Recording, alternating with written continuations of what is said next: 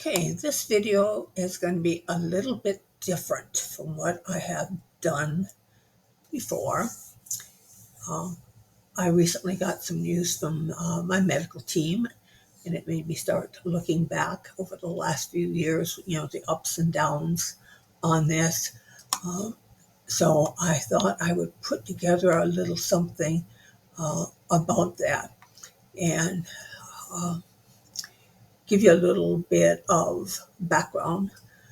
When I was in my early 40s, I began to notice one of my breasts was very sensitive. Even the slightest brush of clothing across it would elicit a tingle. It wasn't, not unpleasant, but also, it a bit irritating at times. And I mentioned this to my doctor when I went in for an exam, and they suggested a mammogram. It was done, and it showed a small mass. So an excision and biopsy were done, and it was shown to be malignant. However, it was contained. So I had a couple of weeks of radiation treatments, and I was done, and life went on. But I did make sure after that I always got regular medical checkups, and they all came out with good results. Then about, coming on to 10 years ago, I noticed that I was having some postmenopausal spotting, and it was getting heavier, and it was lasting for days, almost as if I had not even gone through menopause. And I was seeing a new doctor, and I asked her about this, and her response was to shrug it off as normal. She said, considering how late I had begun my menses, I was a bit of a late bloomer, and how early I had entered menopause. So I left her office feeling a little bit relieved, but a tiny bit of concern as well. And then about a month later, I was at home watching one of my K-dramas, and suddenly I felt a rush of fluid and found blood streaming down my legs. I stood up, but I was so weak, and blood was pooling around me, and I collapsed onto the floor. Called up to my son, who was upstairs playing video games with a friend, and I yelled at him to call 911.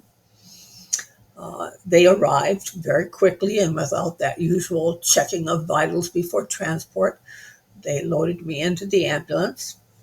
And with lights flashing and sirens wailing, I was rushed to the hospital with blood still flowing. We were met at the emergency room entrance by a medical team and rushed straight into surgery. 8 hours and about 6 pints of blood later, surgeon came into the recovery and gave me the news. The preliminary results had shown that I had cancer, and they had already alerted an oncologist from the UW hospital to come for consultation. He reviewed all the tests and the biopsy results and confirmed that it was cancer, and he estimated stage 3.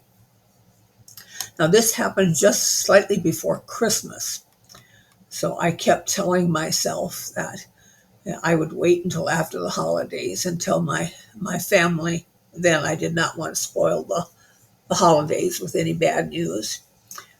So I waited until the celebrations were over and then told everybody about it. Family and friends were all supportive, and they were offering any help. Options of treatments were discussed with the medical team, and surgery was set up as step 1. So that surgery being the step 1 on that. And what I had was a robotic hysterectomy. I do have a video regarding that also posted on my channel. It was performed at the Carbone Cancer Center. This was followed by alternating chemo and radiation treatments for 6 months. And then there was a break with some testing. And I was good for several months, and then a scan showed another tumor. So more surgery and more radiation, chemo, multiple spinal taps, MRIs, CAT scans on almost a monthly basis. There were, however, periods of rest and restoration, and the medical team said that I had to let my body get strong enough for the next course of treatment. So those resting periods sometimes lasted weeks, others lasted months. Then a spinal tap would show some signs of abnormal cells, and we would start again. I became patient X in various research projects. Some of them were centered on various treatments, and others were looking for means to diagnose cancer earlier than the current diagnostic means. But being part of this research helped me to lower the medical cost somewhat.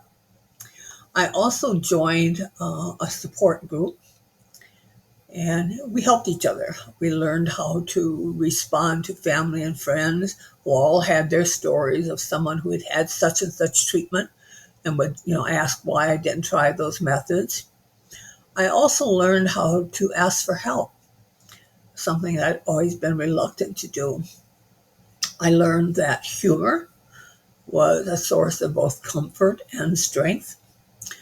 With this group also, there were times of sadness when a member of the group no longer came, and we would learn that they had lost a battle. With this would come kind of a feeling of guilt at times for having survived when someone else had not, especially when it was a younger person. The biggest loss for me was my music buddy. He was a young 15-year-old boy who would share music with me during our mutual chemo visits. He was very much into American pop music, and at that time I was listening mostly to K-pop and some of the oldies. And we introduced each other to the different musics and expanded our taste in music. I introduced him to Dimash. However, it was shortly after that I got word that he was in the hospital and not looking good. I paid him a visit, and about 48 hours later, I got the news that he was no longer with us. The pandemic was a bit of a strange time. When I would go to the clinic, I would sneak in through a back entrance to avoid people. Having a compromised immune system was not the greatest thing during that time.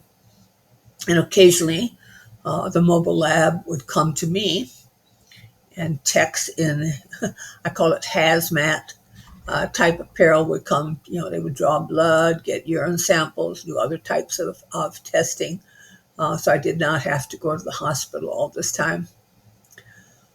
Over the course of this treatment, there were a few more surgeries, spleen removal, liver resection, gallbladder removed, section of the spine removed, and a donor bone transplant. And I used to joke around with friends that I envisioned this scenario where my organs would be rejoicing at having extra room that they could shift about and grab new territory. And then suddenly they would start worrying, as to whether or not they were going to be next. On April 1st of this year, a surgeon from Johns Hopkins came and performed a procedure to remove about 75% of a dormant tumor that was at the base of the skull.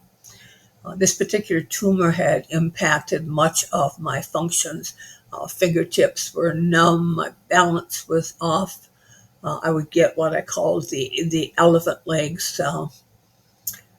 So this was supposed to help with this. The reason that only 75% was removed was, according to the surgeon, it was too risky to remove that last portion of it.